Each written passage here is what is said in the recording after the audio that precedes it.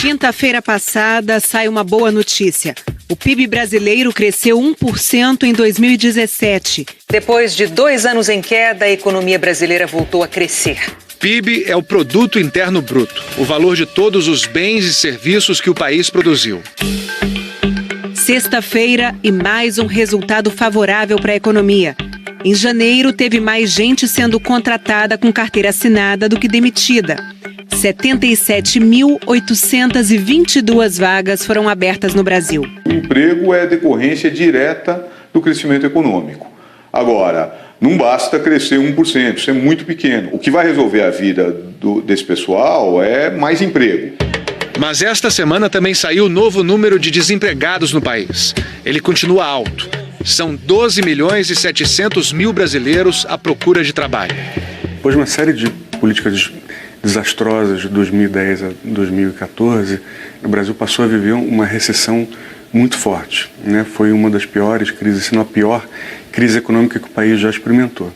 As políticas que, segundo o economista, levaram à recessão foram no último ano do governo Lula e no primeiro governo Dilma Rousseff, ambos do PT, e culminaram no forte abalo econômico de 2014 a 2016. A gente realmente conseguiu criar acesso a bens de consumo, sobretudo bens de consumo duráveis, para uma parcela da população de uma maneira muito rápida. Isso não foi fictício. O problema é que não foi sustentado, né, ao longo do tempo, porque a gente não conseguiu fazer com que essas pessoas tivessem permanecido nos seus postos de trabalho. E quem que é a pessoa que é primeiro atingida, né, por uma crise como essa? Né? São pessoas mais jovens, pessoas com mais baixa escolaridade e com menos experiência no mercado de trabalho. O país entrou numa crise profunda, terrível, que machucou muita gente, sobretudo os mais pobres. A crise que o Brasil enfrentou foi tão forte que fez muita gente jovem nas grandes cidades cruzar uma triste linha, a linha da pobreza. Nossos repórteres acompanharam por 2 meses a rotina de famílias que acabaram perdendo muito. Só não perderam a vontade de lutar por uma vida melhor. Você vai ver na reportagem de Diego Zanqueta e Wellington Almeida. Eu não curti isso, estou desempregado há pouco mais. Trabalhei. No meio de tanta gente que perdeu o emprego na última crise econômica, famílias que viram a vida desmoronar de repente. Estou à procura de um emprego do que vier. Eu tinha tudo, estava numa vida boa e do nada eu me vi no meio de noite, debaixo do sereno, numa praça. Foi aí que eu comecei a pedir esmola. Não tem pra onde correr, não tem pra onde ir. Os 2 anos e meio de crise econômica jogaram mais de 9 milhões de brasileiros para baixo da linha da pobreza. Isso quer dizer que no país existem pessoas vivendo com até R$ 387 por mês. 1 em cada 4 brasileiros enfrentava essa situação em 2016. No total, 52 milhões de homens, mulheres e crianças. Essa entrada na pobreza ocorreu por uma questão de aumento do desemprego, perda de renda, mas muito perda de emprego. O diagnóstico está no maior raio-x social do Brasil, a Pesquisa Nacional por Amostra de Domicílios do IBGE. O Instituto visita 211 mil domicílios do país a cada 3 meses, para traçar um retrato das condições de vida do brasileiro. E quem mais sofreu na última crise? Os jovens das metrópoles de 16 a 29 anos de idade. São pessoas com menos experiência, na hora de ser demitido, o custo da demissão é menor. Houve uma movimentação do perfil da pobreza brasileira em direção ao urbano e metropolitano. Tem que pensar que há 3 anos atrás eu tinha celular caro no bolso, eu tinha um tênis para cada dia da semana, roupa de marca, os filhos do meu lado. E essa aqui é a nossa casa. Aqui embaixo aqui tem uma madeira com as caixas de cerveja segurando. Aqui é a TV, o DVD, para a gente poder assistir os filmes que a gente gosta bastante. Essa garagem no Jardim Damasceno, extremo norte da cidade de São Paulo, é a casa do Jefferson e da Glaucia há 4 meses. A minha filha, ela já entende muita coisa e ela me pergunta: mãe, você tá morando nessa garagem? Um casal que vivia seu melhor momento quando a crise chegou. Foi dia 9 de setembro de 2014, que foi o dia que, meio que surpresa, assim, ele veio e me beijou e a gente começou a namorar. Tinha dia que eu pedia pra ficar lá no andar da loja dela. Pra poder, só pra ver ela. Só pra ficar vendo ela, só. Jefferson era segurança e a Glauce vendedora de um shopping. Juntos ganhavam R$3.000. Dava para cerveja com os amigos, um show, uma aula de dança. Durou pouco. Da vida de classe média à pobreza, foram apenas 2 anos. Aí eu fui mandado embora, aí ele também foi mandado embora. Aí eu consegui um emprego, aí me mandaram embora de novo. A professora Lena Lavinas diz que quem mais sofreu foi quem mais se beneficiou com o crescimento rápido da economia ocorrido entre 2004 e 2013, nos mesmos governos do PT que depois provocariam a crise que o país atravessa. Mas com um porém. As pessoas que primeiro perderam o emprego foram aquelas justamente que mais se beneficiaram durante o período de crescimento recente que tivemos. Foi um crescimento de empregos de má qualidade, 80% deles até 2 salários mínimos. Depois de perder o emprego, Glauce e Jefferson tiveram que deixar a casa de 3 cômodos que alugavam por R$450. Não dava para pagar aluguel. A gente vendeu a geladeira, o fogão e a máquina. Tiramos esse dinheiro, compramos alguma coisa pra gente comer. Sem chão, tiveram que deixar os 2 filhos morando com parentes. Sem rumo, chegaram a passar 2 noites na rua. Aí a gente foi naquela situação toda só com a mala. E aí a gente foi e desceu pra praça. Sentou os 2 e ficamos lá. Tipo, e agora? Falei pra ela, amor, não dá. Ou a gente faz alguma coisa ou a gente fica aqui desse jeito largado na rua. Fomos num ferro velho que tem aqui, pedimos um saco e começamos a revirar lixo. A coleta de lixo hoje põe a mesa da Glauce e do Jefferson. E cada centavo vale. Isso aí é ferro. Já é 20 centavos a mais. Isso aqui é metal. Agora deu R$7,15. Tem dia que dá 5, 3. Dá pra comprar uma mistura, um macarrão pra fazer mais tarde. Uns pão pra gente comer agora à tarde. Só nas cidades de São Paulo, Rio de Janeiro e Belo Horizonte são mais de 2 milhões de pessoas vivendo abaixo da linha da pobreza. O índice chega a quase 10% da população em São Paulo e supera esse valor no Rio e na capital mineira. Vila Acaba Mundo, Rua do Desengano. Nesse endereço, ao pé da Serra do Curral, em Belo Horizonte, a família da Verônica tenta se reerguer. Hoje é arroz, feijão e polenta e ovo. Igual a janta, só Deus sabe. Vem cá, Eva. A Verônica morava em Serra, no Espírito Santo. Com o salário de R$2.000 de faxineira, ela criou 5 filhos e construiu essa casa, hoje vazia. Depois de um diagnóstico errado de câncer, ela entrou em depressão, perdeu o emprego e resolveu se mudar este ano. Lá eu não estava conseguindo arrumar emprego e minha tia falou que era melhor para ela arrumar emprego.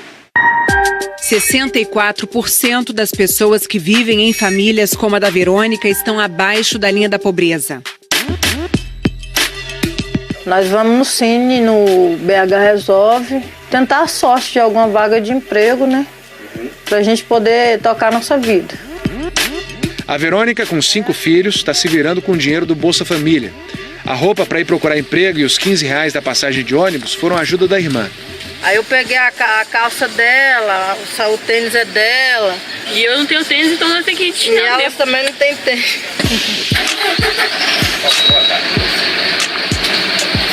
Se não fosse a ajuda dela, eu não conseguia nem ir, né? Nem sair daqui, ou senão eu ia a pé daqui lá no centro. Queria vaga de qualquer coisa, mas não tem hoje. Vamos esperar, a esperança é a última que morre.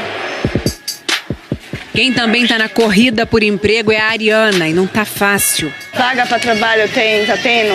Não, ainda não, já foi preenchida a vaga. Eu entreguei aqui 25 currículos. De 25 currículos, só 1 me ligou. Ela e o Joivan moravam em Porto Seguro, na Bahia. Atraídos por uma promessa de emprego para ela, que não deu certo, eles vieram parar em São Paulo. A geladeira tá pura, né? Olha, o que a gente tem é isso aí, o que a gente tá se sustentando. Aluguel desse cômodo, R$500. E só dá para pagar porque Joivan conseguiu um bico de ajudante num restaurante. Ganha R$800. Pessoa pagando aluguel não consegue nada. Em São Paulo, 8% da população vive em casas em que o gasto com aluguel consome mais de 30% da renda, como é o caso do Joivan e da Ariana. O custo da terra no centro ele é alto. Morar no centro da cidade custa caro. Nós estamos agravando aquele fenômeno dos trabalhadores pobres. As pessoas vão trabalhar, vão se esforçar e vão continuar pobres. O Brasil não tem um critério único para separar pobres de não pobres. Cada programa do governo adota um valor. Existe uma linha da pobreza reconhecida internacionalmente, calculada pelo Banco Mundial e também considerada pelo IBGE. Para países de renda média alta, como o Brasil, o Banco Mundial usa a linha de $5,5 por dia, que equivalem a R$ 387 per capita por mês.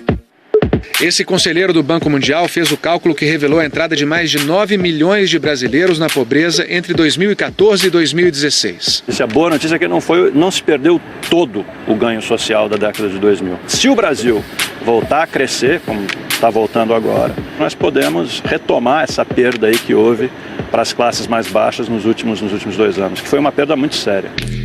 A professora da Federal do Rio adverte que o crescimento não gerou uma classe média maior e sólida. Nós não tínhamos uma classe média, como quiseram fazer crer. A classe média, ela consegue, com dificuldade, com perda de bem-estar, passar por uma crise. Mas o que acontece com a classe trabalhadora, com as classes populares? Elas caem na miséria.